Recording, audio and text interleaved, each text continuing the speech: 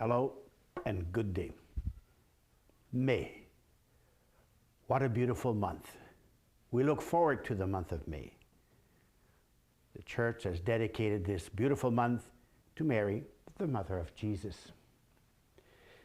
Also, May is a time that we are going to get into the gardens, get into our flower beds, and a lot of people are going to be going to the fields and rising the dust from it, sowing in their crops.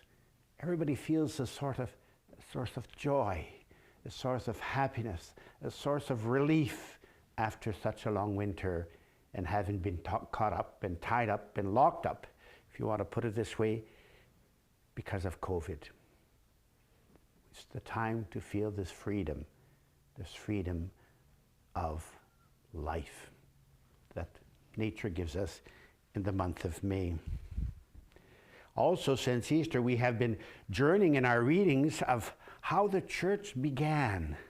Very interesting as we walk towards Pentecost, who's going to send us on another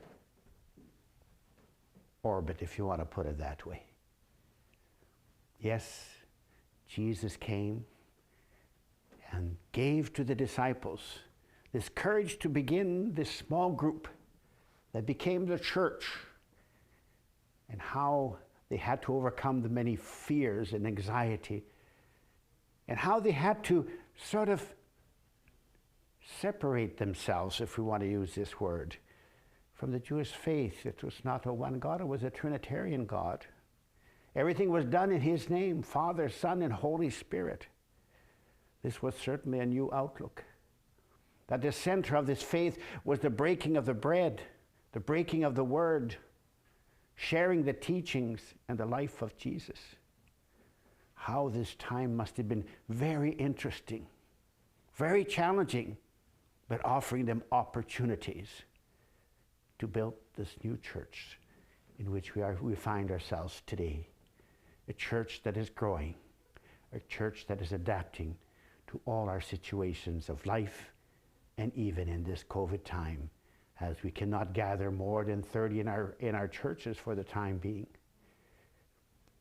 It's creating a new faith, a new beginning, a new outlook, as did the beginning of the church. Of course, the apostles were taken up by fear and anxieties as this new church began. But the Holy Spirit gave them that strength, that courage to go forth and to be able to proclaim the good news, to go forth and proclaim that we are all saved in the death and resurrection of Christ. It was certainly a new outlook on life, a new outlook on their faith, and a call for all of us to change, to adapt, to become acquainted to a new way of seeing. So this is what we saw since Easter up till now and up to Pentecost that we will be celebrating in the middle of May. But May starts with a beautiful day, the 1st of May, St. Joseph. St. Joseph the worker, we say, put up by St. John the 23rd. And it was to tell us that work is not really a punishment. Work is an opportunity for us to grow, to express and show our wisdom, our science, our understanding of this world, and transforming it in our everyday activities. St. Joseph, as we say, as we know, this year has been dedicated to St. Joseph, the spouse of Mary, the one who helped Jesus to grow up and to be that human being he was in our world. And in the Jewish faith, the Father had a big influence on the Son. So we have St. Joseph the worker. And as we move on through the month, we are going to see many, many different kind of saints that are going to approach, but we're also going to come to Mother's Day. What a beautiful opportunity for us to say thank you, Mom. Thank you, Mom, for being there, for listening to me, for caring for me. Thank you, Mom, for waking me up when I didn't want to get up. Thank you, Mom, for just being Mom. And that's Mother's Day.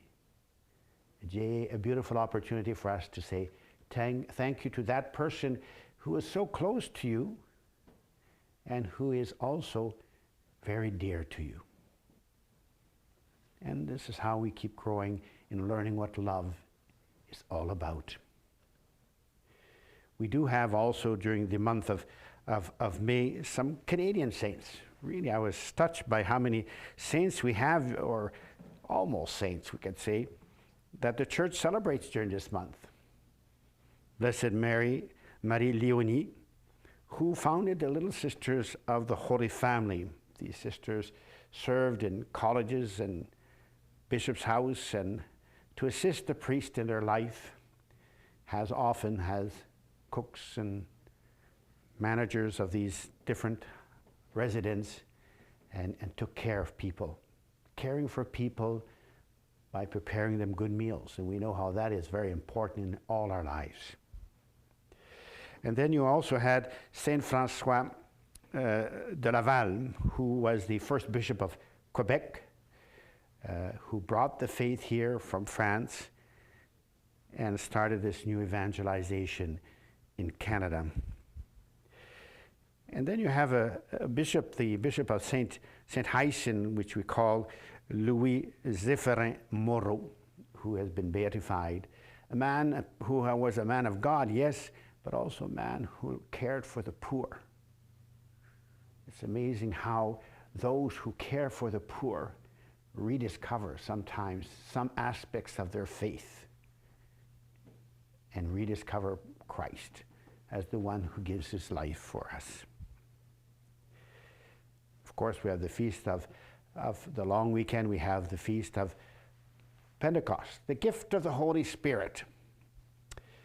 Do we really believe in that gift of the Holy Spirit? Do we really believe in the strength that that Holy Spirit gives us